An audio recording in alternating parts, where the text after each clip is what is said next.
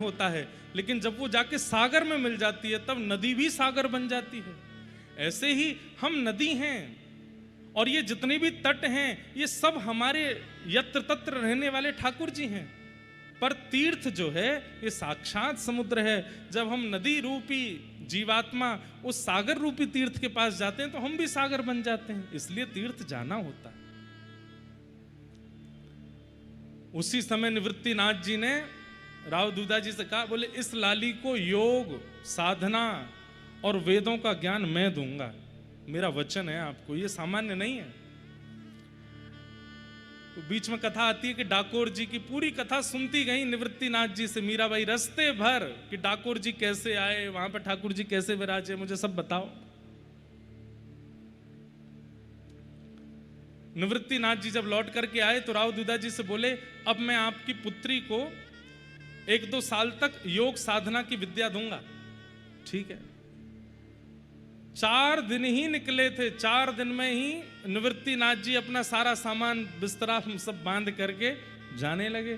तो राव दूधा जी बोले, भगवान आप तो बोले थे कि 1-2 साल लाली को कुछ सिखाएंगे पढ़ाएंगे, आप तो अभी 4 दिन में ही जाने लगे। निवृत्तिनाथ जी के नेत्र सजल हो गए, बोले 4 साल में जो साधन सीखना चाहिए वो आपकी लाली 4 दिन में सीख गई है। इसे क्या नहीं आता है? मैं जो विषय बोलता हूं तुरंत याद कर लेती है, मैं जो ध्यान बताता हूं ये तुरंत कर लेती है। अरे कई बार मेरे ध्यान करने पर मेरे आराध्य का दर्शन नहीं होता, पर ये ध्यान लगा करके मेरे आराध्य की बातें मुझे बता देती है। ये सामान्य नहीं है बंधुओं। अभी तक तो सब घर के लोग हंसते थे, प्रसन्न होते थे कि संत आके कह के जाते हैं कि आपकी लाली सामान्य नहीं है, लेकिन अब सबको चिंता होने लगी। वो सच में असामान्य है, सामान्य नहीं।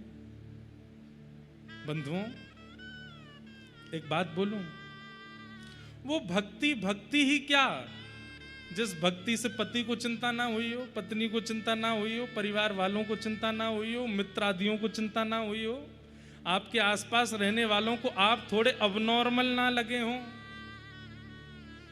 भक्ति कैसी? सत्य बता रहे हैं हम। जब हमारे पास माता पिता आते हैं ना, महाराज जी ये लाला को समझाओ आप, ये तो ऐसा हो गया है, मन से मुझे बड़ी प्रसन्नता होती है। चलो चिंता हो रही है, इसका मतलब भक्ति अच्छी है। संसारी लोगों को आप अपने से विलग दिखने लगोगे, अपने से विचित्र दिखने लगोगे।